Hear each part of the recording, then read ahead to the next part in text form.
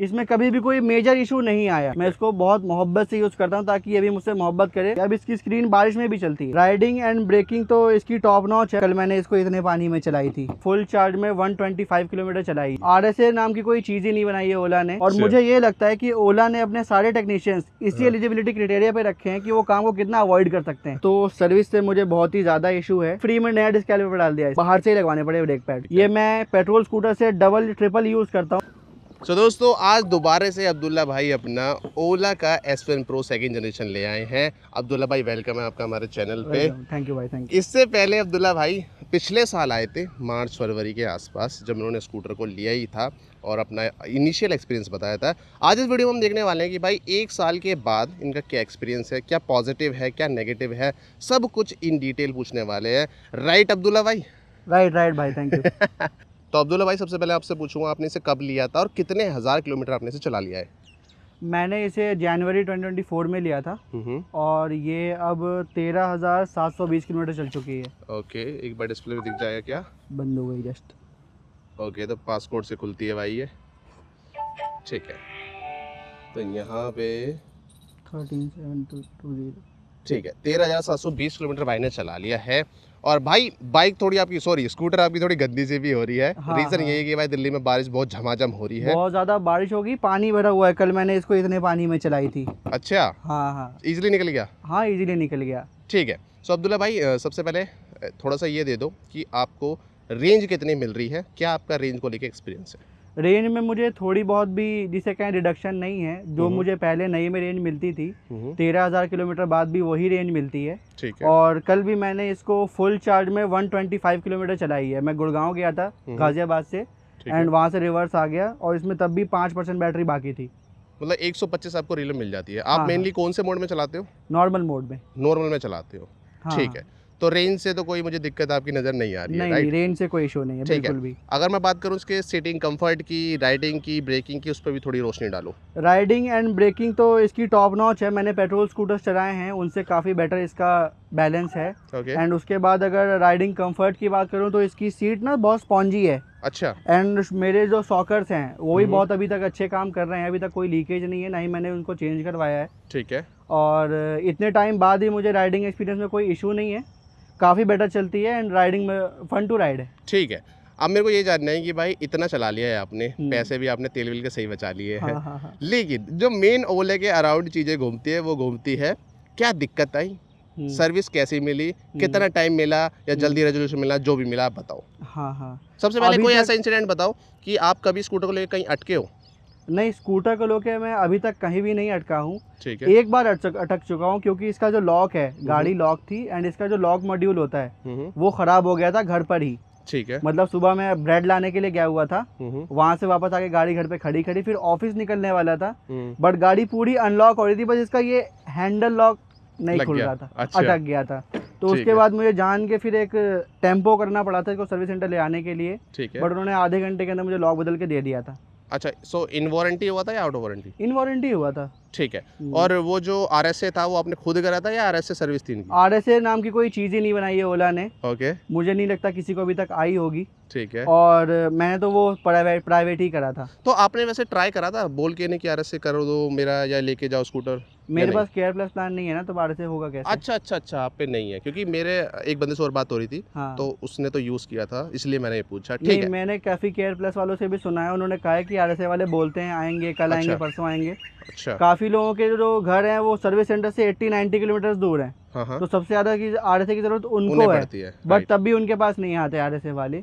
मे भी इन चांस किसी के आए हो। तो उसका ये तो है, ये आप सही कह रहे हो कि किसी पे आते हैं किसी पे नहीं आते, ये तो मैंने भी सुना है। ठीक है। तो आप इसे लेके गए थे, आपका ये इंसिडेंट हो गया। कोई ऐसा पार्ट हो इसके अलावा खराब हुआ हो?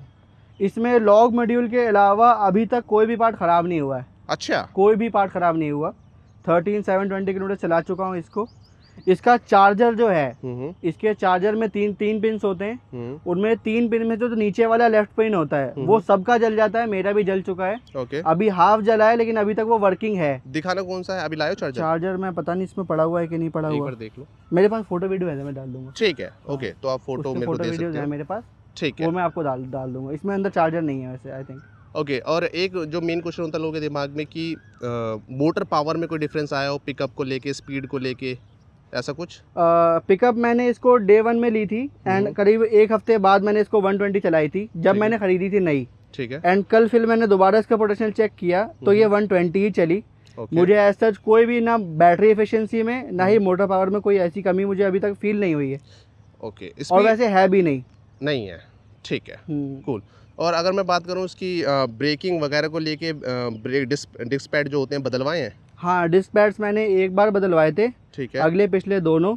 उसमें भी इनकी जो फ्रंट डिस्क कैलिपर है हाँ, वो मेरी जाम हो गई थी। अच्छा। तो उसकी वजह से मेरा फ्रंट डिस्क पैड 4000 किलोमीटर में ही पूरा घिस गया था। अच्छा। एंड जब मैंने उसको रिपेयर कराने के लिए बोला तो उन्होंने मुझसे डिमांड करे 2200 रुपये कि ये डिस्क पैड कैलिपर है, ये आपका चेंज होगा और उसमें आपके 2200 रुपये लगेंगे। ठीक है। बट फिर मैंने बोला कि 2200 रुपये में डिस्क कैलिपर कैसे चेंज करवाऊँ, और ये तो बहुत ज़्यादा अमाउंट हो जाएगा। और फिर ये अभी तो वारंटी में होना चाहिए। उन्होंने कहा डिस्क कैलिपर वारंटी में नहीं है, तो आपको पेड कराना पड़ेगा। बट थोड़े टाइम बाद जब मैंने थोड़ा और पोटेंशियल मतलब उनको फोर्स किया और अपनी तरफ से बोला कि कर दो किसी तरह, तो उन्होंने फ्री में नया डिस्क कैलिपर डाल दिया इसमें। अच्छा। बिना कुछ भी चार्ज करे। अच्छा, फिर तो ठीक है। इसके अलावा कोई सर्विस को लेके एक्सपीरियंस हो, पॉजिटिव नेगेटिव जो मर्जी? इफ़ पर्टिकुलर बात करें सर्विस एंड ओला कंपनी की, तो सर्विस से मुझे बहुत ही ज़्यादा इशू है। अच्छा। एंड मेरे हिसाब से आप कोई भी व्हीकल लेते हो तो सर्विस उसमें एज फ्यूल काम करता है। ठीक है। हर इंसान के पास जो उसकी गाड़ी होती है उसकी पैर होते हैं, और पैरों के बिना आप अपनी लाइफ कैसे मैनेज करोगे ये तो वही जानते हैं जिनके पैर नहीं है। बाकी अभी के लिए सर्विस के लिए बात करूं तो मैं अभी परसों ही सर्विस सेंटर गया था। ठीक है। एंड मैं इनके 4 सर्विस सेंटर्स गया था। पहला ओला दिलशाद गार्डन, दूसरा ओला गाजियाबाद, तीसरा ओला मोदी नगर और चौथा फिर ओला शाहदरा। और मैं सिर्फ ब्रेक पैड्स लगवाने के लिए गया था क्योंकि मेरे पिछले वाले ब्रेक पैड्स बुरी तरीके से घिस चुके थे। ठीक है। और वो भी करीबन 7-8 हज़ार किलोमीटर बाद घिसे हैं। ठीक है। तो मुझे ब्रेक पैड्स ही कहीं नहीं मिले। अच्छा, शॉर्टेज। एंड ये बात सिर्फ ब्रेक पैड्स के साथ नहीं है, बाकी वहाँ पर ओला यूजर्स भी थे जिन्होंने कहा कि हमें पार्ट ही नहीं मिल रहे हैं इसके। किसी भी पार्ट के लिए हम यहाँ पर आते हैं तो हमें पार्ट्स के लिए या तो बोला जाता है कि दूसरे सर्विस सेंटर जाओ, या फिर बोलते हैं दूसरे सर्विस सेंटर जाने के बाद भी ये पता लगता है कि वहाँ भी पार्ट नहीं है। तो आपने पूरे जहाँ का चक्कर लगा लिया फिर, जितने मैंने भी अवेलेबल उस दिन 50 किलोमीटर सिर्फ ब्रेक पैड्स के लिए चलाए थे क्योंकि बारिश हो रही है। सिर्फ अगले ब्रेक पैड से मैं गाड़ी यूज़ नहीं कर सकता, बहुत से रिस्की हो जाएगा। और पिछले ब्रेक पैड्स के लिए तो फिर मुझे बाहर से ही लगवाने पड़े ब्रेक पैड्स। मैंने 450 रुपये दिए, किसी थर्ड पार्टी का ब्रेक पैड लगवाया है। और बाकी का उसने अभी टेम्परेरी बेसिस पे ये चला लो, बाकी जब आएंगे तो लगवा लेना। तो मुझे ऐसा लगता है कि मैं जब भी सर्विस सेंटर जाता हूँ तो ओला के टेक्नीशियंस वो दुनिया के सारे बहाने बना लेते हैं जो किसी भी काम को टालने के लिए किसी सर्विस टेक्नीशियन को बोलने चाहिए। और मुझे ये लगता है कि ओला ने अपने सारे टेक्नीशियंस इसी एलिजिबिलिटी क्राइटेरिया पे रखे हैं कि वो काम को कितना अवॉइड कर सकते हैं, कितना काम कर सकते हैं इस पे नहीं। ओके भाई, ओके। ये सबके लिए, सारे सर्विस सेंटर्स के लिए कि आप कहीं भी जाओगे किसी भी ओला सर्विस सेंटर पे तो वो आपका काम एक बार में तो नहीं करेंगे। ये सिर्फ मेरा रोना नहीं है, बाकी सारे ओला यूजर्स का रोना है कि उनको सर्विस मिलती ही नहीं है। जिसको मिलती है वो किस तरह मिलती है ये वो जाने, उसका भगवान जानता है। ठीक है।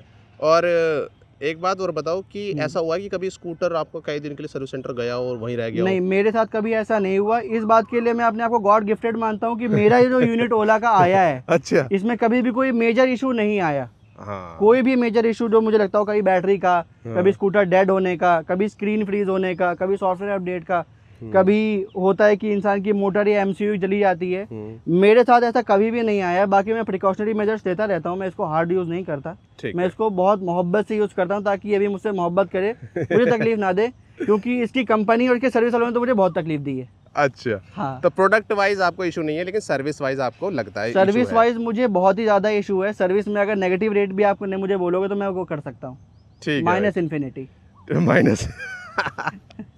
ठीक है। हाँ। तो अगर मैं देखूं तो आप 13,000 किलोमीटर चला चुके हो, 1-1.5 साल आपको हो चुका है। हाँ जी। और भाई ने अपना एक्सपीरियंस बता दिया है। तो सर्विस में कभी ऐसा लगा है कि सर्विस कभी अप हो जाती है फिर डाउन हो जाती है, फिर अब ऐसा कुछ देखा है?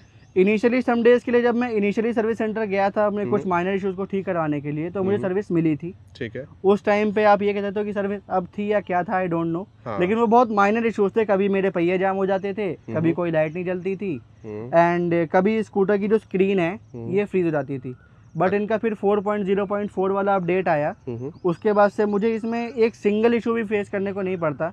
ना हाँ, इसकी update कभी के बाद- स्क्रीन फ्रीज होती, राइट राइट ना ही फिर मुझे कभी गाड़ी के में ब्रेक पैड्स के मतलब पहिए जाम होते हैं, ठीक है। और ना ही फिर मुझे एनी टाइप ऑफ राइडिंग के दौरान जो इश्यूज आते हैं वो कभी नहीं आया।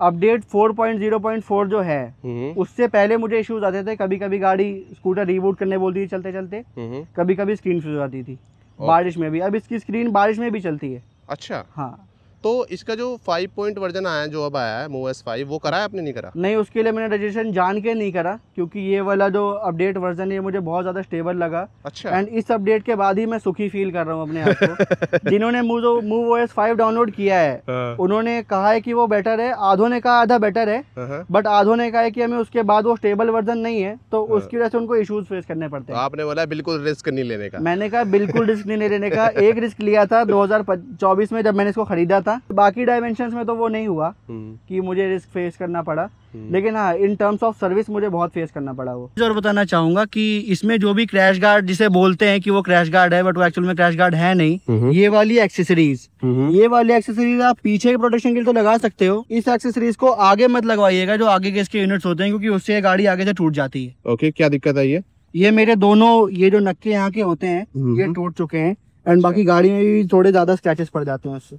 अच्छा, तो मतलब ये आप एडवाइस नहीं करते कि? मैं एडवाइस नहीं करता, और ना ही लगाएं तो बेटर है, क्योंकि बहुत बचती है लगाने के बाद। ओके, ठीक है। सो अगर मैं आपसे कहूँ कि आप कंपनी को फीडबैक दे रहे हो कि क्या इम्प्रूव किया जाए? मेरे हिसाब से कंपनी को एक ही फीडबैक है कि आप सर्विस सेंटर्स जो आपके हैं उनको थर्ड पार्टी को दे दें, ताकि वो प्राइवेट करके उसको ढंग से अपना काम कर सके।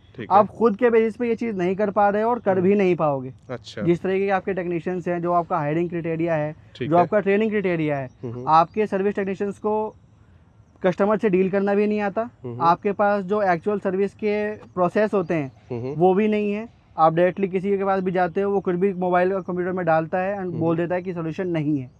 सिंपल उनके पास एक जवाब होता है, सोल्यूशन नहीं है। अब आप अपनी गाड़ी के साथ क्या करोगे वो आप जानो। इसीलिए आपका मेन जो इशू है वो सर्विस ही है। बाकी जो मेरे पास यूनिट है ओला का जेन 2, इसमें मुझे ऐसा प्रोडक्ट वाइज कोई दिक्कत नहीं लगती। ये मैं पेट्रोल स्कूटर से डबल ट्रिपल यूज़ करता हूँ, बट मुझे अभी तक इसने कोई भी शिकायत नहीं दी है, और मैं आगे भी चाहता हूँ कि ये कुछ ना दे। ठीक है।